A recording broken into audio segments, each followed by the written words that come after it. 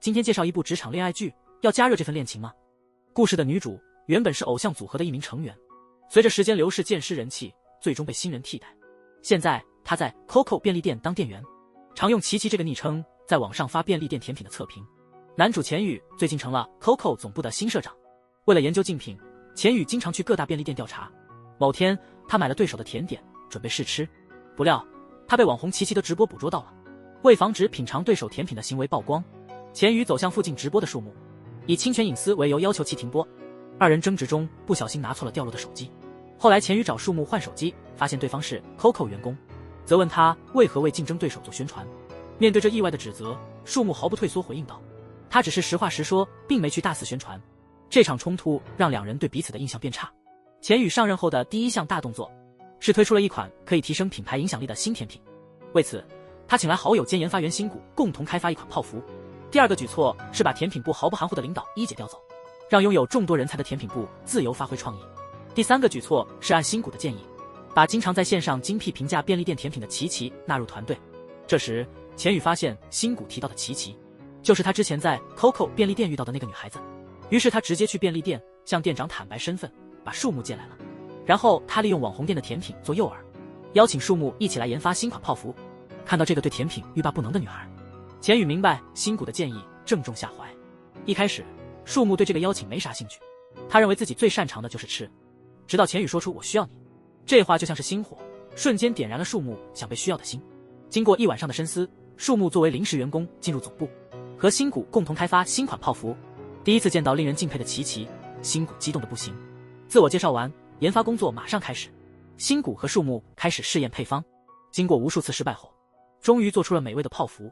但钱宇只是略尝一口就否定了他们苦心研发的泡芙，理由是这泡芙的外表不够吸引人，顾客不会一见钟情。这让树木感到既愤怒又失落。他没想到对方未尝试就贬低了他们的努力。资深的新谷却觉得钱宇的看法有理，决定继续研究。作为甜品师，他最希望吸引原本不是来买甜品的顾客，因为甜品诱人的外观而购买，且因美味而持续购买。借此机会，新谷问树木为何参与研发。树木把便利店残余的临期商品做了比喻，谈到他自己也像那些无人问津的临期商品，因此当有人需要他时，他会全力以赴。但最终却发现自己陷入了一个徒劳的循环。此时的新谷听得云里雾里，但他决定要把这个陷在泪水中的女孩救出来，于是告诉她今后有什么事都可以和她说。在新谷的安慰和鼓励下，他重新振作起来。接下来几天，他走访了许多甜品店学习，最后他做出了既好看又好吃的泡芙。兴奋的他忍不住给新谷一个大熊抱，这让新谷这个男孩感受到了如触电般的悸动。但这份心动维持的时间不长，下一秒他就说要把刚做的泡芙拿给男友尝尝。现在他们最要紧的是让钱宇尝尝这款泡芙。钱宇外出没在公司，新谷和树木白等了2小时。新谷看时间晚了，建议自己继续等，让树木赶快去找男友。树木激动又冒雨，终于到了男友家，偶然撞见男友出轨。他冷酷地说起原本交往只因他能以偶像的身份炫耀，如今一文不值，他毫不留情地把他赶走，还不小心打翻了泡芙。雷雨声与树木心碎声交织。钱宇尝过新谷和树木的泡芙，想到便利店碰碰运气找树木，正巧遇到垂头丧气的树木。看见桌上的破碎泡芙，钱宇想起新谷提过树木要送男友泡芙，意识到树木可能刚失忆。为安慰他，钱宇大吃破泡芙，夸赞这泡芙既美味又好看，是治愈劳累上班族的甜点。树木听到这赞美，激动的泪水止不住的流，心里的难过忽然减轻了许多。后来钱宇绅士般的把伞偏向树木，这让树木心动不已。那晚钱宇的安慰和陪伴下，树木在甜品中重拾了自信，决定放弃偶像梦，想做个能治愈人心的甜品师。次日，钱宇带来一好一坏消息。好消息是树木能特批加入甜品课，坏消息是他的泡芙的过公司审核，要想被破格录取，得先超过甜品课高手北川的泡芙。因此树木决定不惜一切代价争取这次机会。参加了甜品课后，树木意识到审核比想的还难。虽然之前做的泡芙味道棒极了，但售价对于便利店来说太高了。为了顺利通过2周后的审核，首要任务是在控制成本的前提下，找到可以替代的原材料，复现泡芙的美味。经过一番实验后，树木不得不承认，用成本更低的材料会大幅影响泡芙的口味，感到有些沮丧。与此同时，资深的北川组进展顺畅，成功触手可及，这让树木更是焦急。画面切换，曾是情侣的钱宇与北川偶然在市场调研中相遇，约好一起吃晚饭。为避免尴尬，钱宇叫上了共同的好友新谷。新谷却带来了树木。吃饭时，树木发现钱宇对北川的喜好了然于心，私底下找新谷询问二人过往。新谷没多说，只透露曾单恋过北川。树木回到座位，目睹两人默契的享用红酒，促进上来也得喝酒，结果喝多了，新谷只好送她回家。此时正在和闺蜜思思及其他朋友聚餐的便利店员工，得知新谷是树木的新同事，热情地邀请他一起来。聚会上，新谷了解到树木当偶像的往事，这才明白那晚对话背后的伤感，还知道树木刚和男友分手。这一刻，新谷看着树木的眼神多了份心疼。第二天，树木和新谷一直研究到深夜，才得出最好的配方。甜品部的同事们都被树木的热情所感动，为了找到替代材料，他加快了步伐。经过大家的努力，树木和新谷终于在成本可控的情况下重新做出了那款泡芙。深夜，疲惫的树木在操作间睡着了，新谷担心他会感冒，赶忙去拿毯子。刚巧钱宇也来到操作间看望一直加班的树木，他体贴地给睡着的树木盖上外套。新谷拿着毯子回来时，看到这一幕，心情复杂。第二天，树木醒来，发现自己身上盖着钱宇的外套，心中涌起一股暖意。一转眼就到了评审日，树木和北川两队带着满心期待等待结果。最后，北川的泡芙赢得了众人的赞同，顺利拿到了上架机会。此时，树木心情跌到谷底，再次被淘汰的他孤单一人在角落默哭。大家知道树木离职后，新谷赶紧出门去找他，没想到还是比钱宇慢一步。从钱宇和树木的谈话中可以感受到，钱宇也有一段不堪的过去，因此懂得伤心的人藏身何处。谈话后，钱宇递给树木一份入职表，说虽然泡芙没被选上，但公司还是认可了他的能力。树木听后仿佛重新充满了活力，笑容再次灿烂。树木加入后，首要任务是帮北川做新款甜品的运输试验，要确保甜品送到便利店时，外观和口味都保持完好。在这段时间的相处中，树木发现北川和大房办事效率高、严谨，慢慢的对他的嫉妒转变为敬佩。随着关系逐渐升温，二人坦诚地分享了彼此的欣赏和嫉妒。这次心灵的交流让他们成了既是朋友又是导师的伙伴，在工作中配合得更默契。因为北川研发的泡芙外壳易碎，运输测试多次失败，发售日期逼近，钱宇开始担心，如果北川的泡芙不能在3天内通过运输测试，因难赶上发售，他决定也测试自己开发的泡芙，谁通过测试就会成为这季的新品。最后，北川的泡芙未能通过，树木的泡芙则在测试中胜出，成为本季新品。在新品发布会上，记者问到树木设计的灵感，他坦言这泡芙是为让社长觉得好吃而设计的。因社长诚实，其认可的产品并没错，毕竟甜品就是为了取悦人心的，只有让老板满意的产品才能赢得顾客的心。这一番发言让在场的人都动容，纷纷鼓掌。有人喜有人忧，北川因自己的产品败给树木，在最后时刻默默在公司里看着本应他去的发布会。尽管如此，北川在同事前表现得很淡定，依旧笑语盈盈。树木常常临场被替换，深知那种装若无事的滋味，小心藏着自己的喜悦。北川看穿了这一切，主动邀请树木去吃冰淇淋，表示自己心服口服，让树木不必感到压力。北川放得开，树木更是心疼。意兴阑珊的树木恰好碰到钱宇，两人便聊起这事。树木觉得北川勉强的笑容又让他心疼又自责，甚至认为自己不公正的入选，最后挤掉北川有些卑鄙。但钱宇看法不同，他认为这是公平的竞争，败者自然服输。既然北川已放下，树木更不应纠结。在钱宇的安慰下，树木的内疚感慢慢消散。转眼，泡芙正式开始出售了，树木感到无比自豪。他与新谷一同回到了曾工作的便利店，紧张地注视着顾客的购买行为。换上工作服后，亲手卖出一份泡芙，激动地扑向新谷。他明白这标志着向成为优秀甜品师迈进的第一步。热销之后，便是查看网评的时刻。新谷察觉到树木的不安，告诉他无论好坏都接受，因为这是他们第一次合作开发的甜品，可能未来还会有很多款，但第一次的紧张和兴奋他永生难忘。这番鼓励让树木非常感动，两人一起看起了网上的评论。面对满是好评的回响，新谷和树木终于放松了，开心的像小孩一样。另一边，钱宇在电梯里碰到北川，北川总是笑着赞美树木的泡芙，话里全是对树木的好意。作为北川的前男友，钱宇感受到了他的勉强欢笑，故意跟他去了办公室，劝他做真实的自己，别勉强。这话深深触动了北川脆弱的心，9亿的泪珠终于夺眶而出。钱宇这时伸出肩膀，成了他的依靠。树木偷偷喜欢上了钱宇，想把第一手的喜悦告诉钱宇，于是跑到公司找他。没想到看到北川靠在钱宇肩上哭，不知如何是好，只得呆站那里。第二天，树木接到了新谷的电话，得知昨天发布的泡芙打破了公司销售记录，听闻这个家训，本应欢喜的树木却因为担心北川和钱宇的关系而无法高兴起来。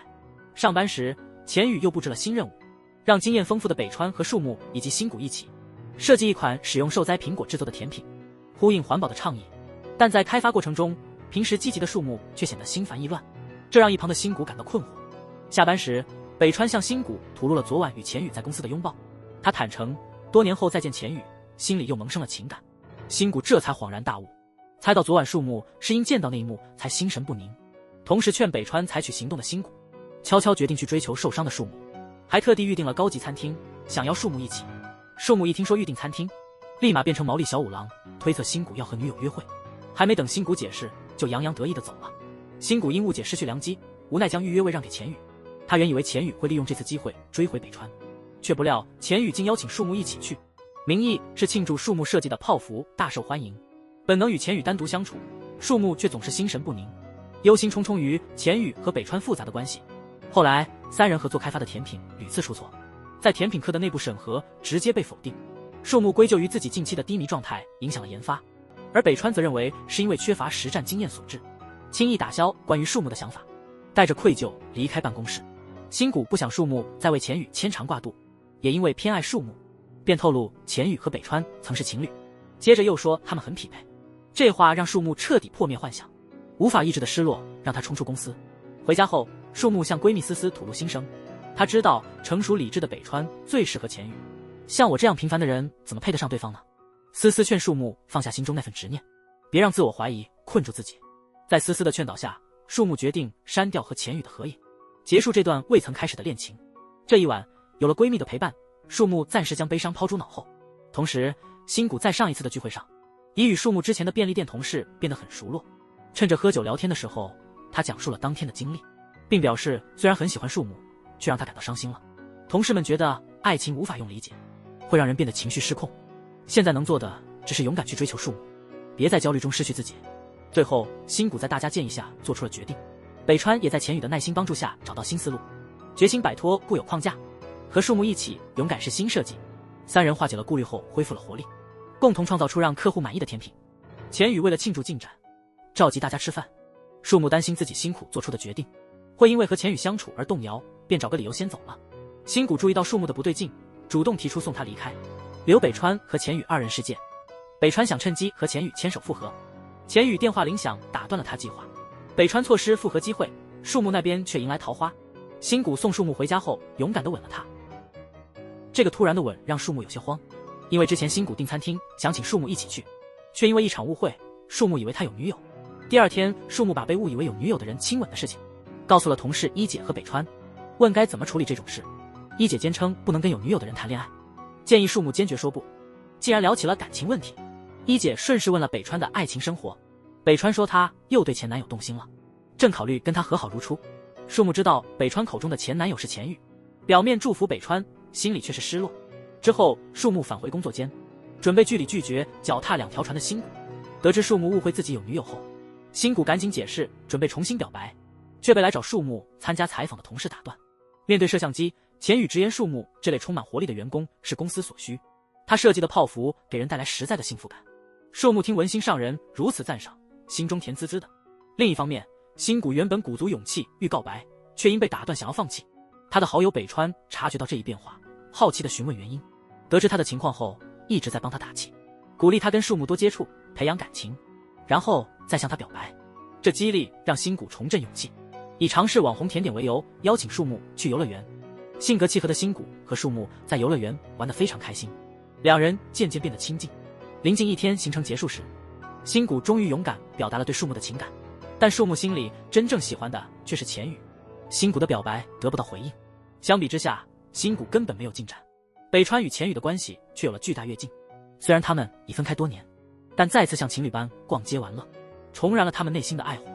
夜幕降临，两人仍旧深情相牵，被爱引导走到一起，因此他们决定共度今年圣诞。北川原计划为钱宇准备圣诞蛋糕，看到对方还是那么排斥甜品，我只好放弃。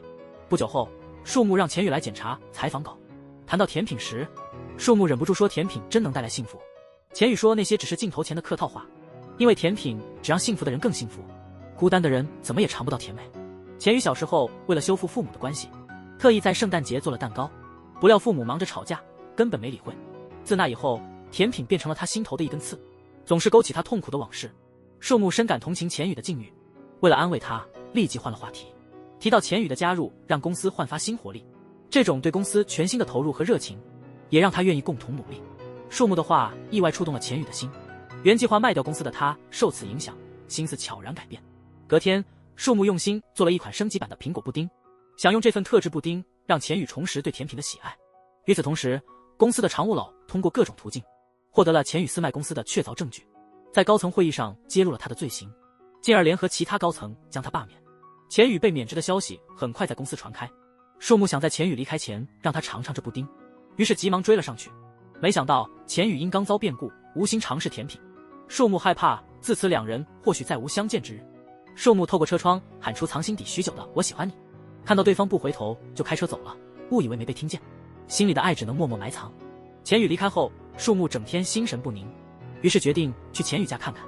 见钱宇在家里颓废，心情低落，树木回想自己被淘汰时的颓废状态，觉得如果不找点事做，很快会自暴自弃，决心帮钱宇重振旗鼓。于是树木带钱宇到他之前的工作地便利店，钱宇成了便利店员。失业的钱宇决定既来之则安之，于是在便利店开启新生活。现在两人身份互换，身为前便利店老员工的树木耐心指导新手钱宇，他没想到这个高傲的家伙会听从他的指令。不久后，总裁秘书一姐整理钱宇的文件，发现了他曾拒绝卖掉公司的邮件，意识到钱宇离开是误会，便把这件事公开了。众人才知道钱宇其实没背叛公司。北川听说后劝钱宇回去解释一下，钱宇觉得自己曾想卖公司，被开除也算妥当，只是被赶出公司真的让他很受打击。幸亏树木带他去便利店工作，避免了他继续颓废。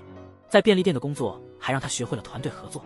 北川没料到孤僻的钱宇会搞团队合作，惊讶之余感慨这一切变化多亏了树木。作为女友的自己竟是别人口中才知道这些内情，心里不免有些失落，泪水很快被工作中的快乐所替代。北川研制的新甜品即将上架，他急切地想把这个好消息告诉钱宇，谁知钱宇正在跟便利店的同事和树木一起去温泉旅行，没空回信息。路上大家唱歌玩得很嗨，钱宇从没碰过这么热闹的场景，虽然嘴上不耐烦地说吵，却忍不住笑了。就在钱宇他们沉浸在温泉旅行的乐趣时，新谷却因为父亲住院而烦恼，需要暂时帮忙打理家里的甜品店。幸好热心的朋友北川及时来支援。忙了一整天之后，精疲力尽的北川忍不住向新谷倾诉自己的感情烦恼。他觉得恋人应该共享喜怒哀乐，但钱宇总是在他面前掩藏弱点，这让他难以真正了解钱宇的心思。作为共同好友的新谷立刻为钱宇辩护，认为男性通常不愿在爱人面前露出最糟糕的一面。就在这个时候，新谷收到了树木发来的旅行合影，看着照片中同事们欢聚一堂的钱宇，北川感到意外。他这么多年来一直都了解钱宇，从未想过平时孤僻的钱宇会和同事一起去旅行，感叹钱宇自从遇到树木后变得更温情，好像只有和树木在一起，他才能真心开放。北川心里暗自思忖，开始担忧树木对钱宇的感情。这话让知道树木情谊的新谷沉默了。同时，一行人在温泉旅游时选择购买手信，树木挑选了一个圣诞水晶球，感觉自己买礼物送自己好像有点寂寞。得知这点后，钱宇就买了礼物送给树木。树木收到后超级惊喜，小脸上满是快乐。钱宇说这礼物是感谢树木把他从低落中带出来，让他体验了新的生活方式。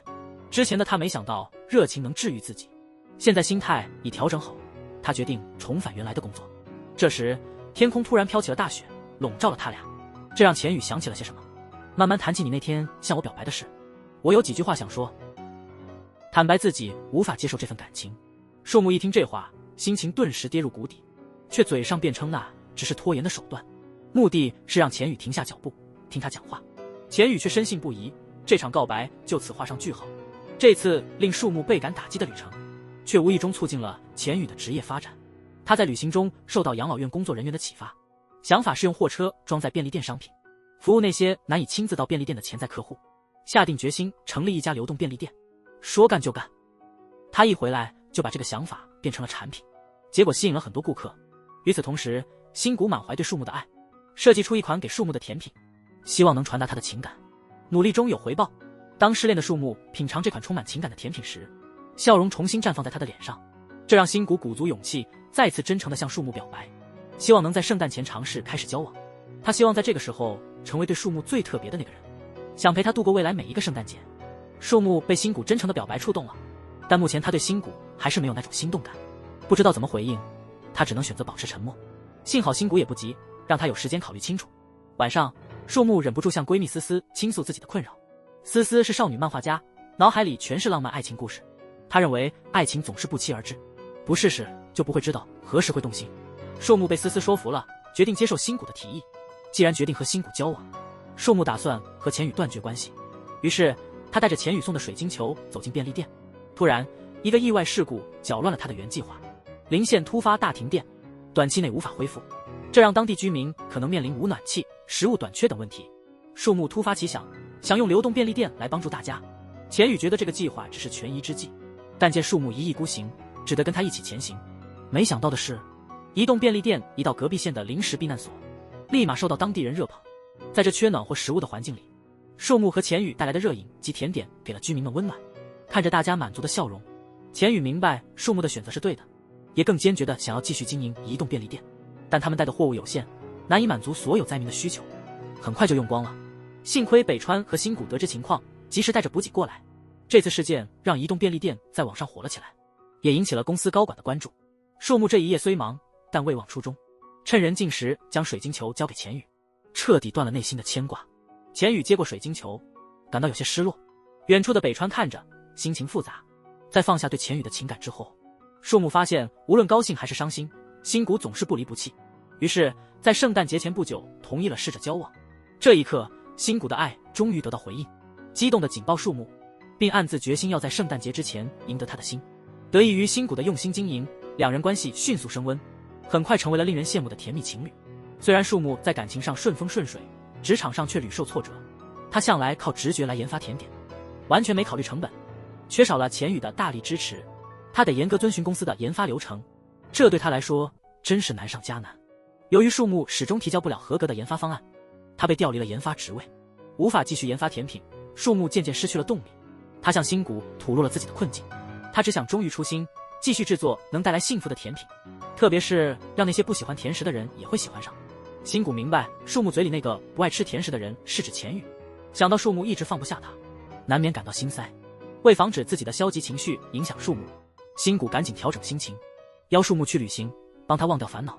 同时北川也在纠结自己和钱宇的感情问题，他感觉两人的关系总是自己在主动，钱宇对他的关心寥寥无几，反倒总在关注树木的行踪。因此北川专门把树木被调岗的事告诉钱宇，看他反应如何。钱宇表面上看似不在意，心里却忍不住为树木担忧。树木按照任务安排来到了钱宇工作的便利店，两人一起工作时虽性格不合，经常争吵，但他们仍然体会到了一种不同的轻松与快乐。关心树木的钱宇忍不住希望他能振作起来，只要你能成为顶尖的甜品师，你做的甜点我全包销售。钱宇的话又激起了树木内心的激情。接下来的时间里，他从头学起甜品相关的专业知识，希望自己能按公司规矩创造出优秀的甜点。树木的变化被北川看在眼里，当他知道这是由于钱宇时，他意识到树木和钱宇彼此都是改变对方的特别存在。这一刻，他对钱宇的感情开始变得更深。晚上北川把钱宇叫出来，又向他提了分手。看到钱宇一脸迷茫，北川慢慢地说，你没发现吗？你真正喜欢的其实是树木。钱宇却不这么看待，仍旧震惊于他们的爱情居然又要结束了。第二天，平时看似洒脱的北川在新谷面前露出了极为脆弱的一面。他说这次恋爱就像紧紧抓住对方，却始终感受不到对方的真心。这样的无奈和不甘让他宁可承受失去的痛苦，不想再纠缠不清。新谷其实很理解北川的心情，但他不愿放弃辛苦追到的树木，只好在心里默默关心北川，同时担忧树木得知后会作何选择。这次突然的分手让钱宇心神不宁，在北川的提醒之下，他开始意识到对树木的真感情。当看到树木回赠的水晶球，往事涌上心头，他急忙冲到公司，想当面确认自己的感情。看见树木，钱宇立马跑过去，用一种极其霸气的口吻说，树木，我来找你了。为了搞明白自己心里的想法，他专门去公司找树木，通过多次近距离的接触来确认感觉。然后钱宇拉着树木去吃晚餐。吃饭时，钱宇还是没停地跟树木斗嘴，这让钱宇开始怀疑北川的看法。树木问他到底找他有什么事时，钱宇一时语塞，就那样傻傻地看着树木，一句话也没说出来。不久，树木的工作有了新的发展，因为最近甜品销量一直在下降，公司老板决定重启钱宇的甜品改革计划，树木总算如愿以偿，可以自由发挥研发甜品。下班一到，就急忙把这消息告诉钱宇，没意识到自己只想和钱宇分享。可惜事情没像树木预期的那样顺利，他们拿受灾苹果做的布丁让老神尝了尝，结果被老神驳回了。他直说这甜品的质量连及格都没达到，他不可能让这种甜品在便利店销售。不求大胜，只争朝夕。树木等人决定调整研发路线，为的是赢得老神的认同。晚上，钱宇和北川相约见面，归还了对方留在他家的东西。分手后的两人难得平心静气的聊天。钱宇坦白一直觉得自己更爱北川，北川觉得真爱是分享脆弱，不是孤军奋斗。树木在这方面做得比他好得多，所以他才决定放手。北川临走前鼓励钱宇，感觉到喜欢就要采取行动。这话让钱宇心乱如麻，难以平静。第二天，树木、北川和新谷又开始了新一轮的试验，尝试各种配料以激发创意。最后，他们找到了一种特别的绝佳配方，制作了一道几乎完美的布丁，这让挑剔的老师对甜品佩服不已，同意了布丁的销售。这一成果让他们全组激动不已。庆祝今天的成果，大家聚在一起，准备用手机合影时，钱宇发来约见树木的消息，这让现场气氛突然尴尬。树木无措地闪到了餐厅外头，北川担忧树木会因为他和钱宇的关系而拒绝，便私下告诉树木他们分手了。留在餐厅的新谷内心挣扎，知道树木心意的他害怕树木会立刻离开他。庆功宴过后，新谷陪树木回家，他小心地问树木对钱宇有没有感觉，看见树木没回应，只是紧握了他的手。新谷决定得和钱宇好好谈一谈。第二天，新谷找到了钱宇，并告诉他绝不会放手树木。钱宇觉得应该让树木自己选择。新谷内心虽然不愿意，但还是赞同钱宇的看法。他再去找树木，希望树木在与钱宇相处后还能坚定地选他，而不是为了顺应他情绪拒绝钱宇。在新谷的建议下，树木同意见钱宇。约会时，两人在爱好和习惯上总是不合。尽管与钱宇相处缺少像和新谷那样的默契，但树木内心却感受到一阵奇妙的悸动，这是他面对新谷时从未有过的感觉。临走时，钱宇和树木忍不住靠得很近，使这次约会多了几分暖意。这一晚，两人沉浸在这种奇异的温暖中，却不知道这正是爱情的前兆。画面忽然转到一直因为树木的选择而苦恼的新谷，他忍不住向北川吐露心声。随着圣诞节逼近，他与树木的试探性交往也即将结束，他更加担心树木心里还挂念着钱宇，不会选他。北川安慰他说，在最后时刻之前，谁也无法预知结果，只需全力展现自己的魅力。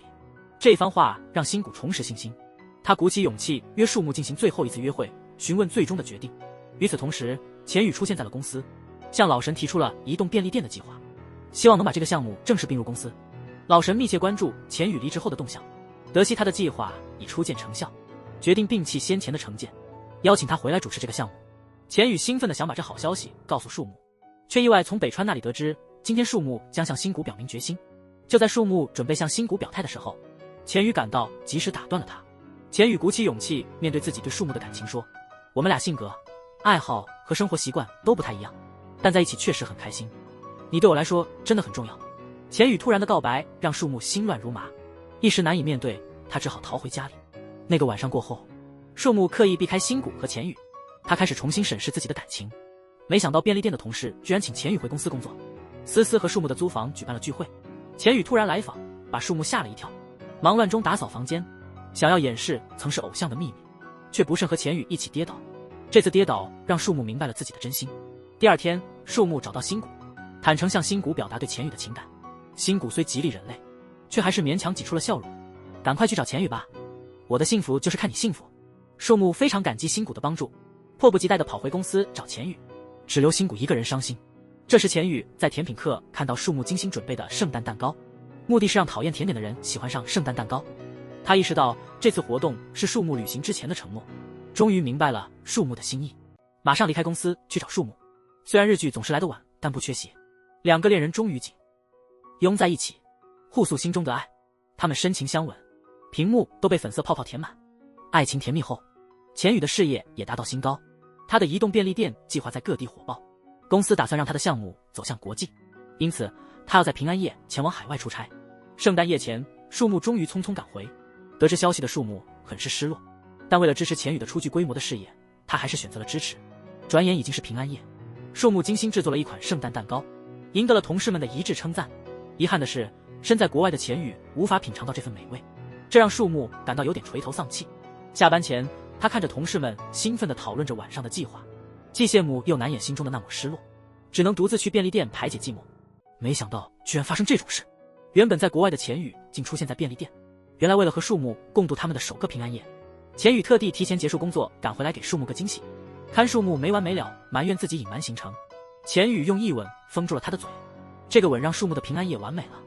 最让他开心的是，他终于又让那个讨厌甜食的人爱上了甜品，尝到了甜品带来的慰藉和快乐。故事最后，虽然新谷被树木抛弃，但他也从树木那获得了渴望的认可。新谷一直都不是最耀眼的那一个，哪怕是担任甜品研发员，他也只是跟随别的研发员的思路，帮助他们完善每一款甜品，从未真正独自沉下心来创新。但自从了解树木后，他萌生了开发一款树木主题甜品的想法。当他在众多评论中看到有人特别表扬他的甜品，那一刻，新谷意识到他在树木的世界中留下了深刻的印记。正如五月天在《知足》唱的，如果你的快乐与我无关，那么放手也许才是真正的拥有。好啦，今天的视频就到这里。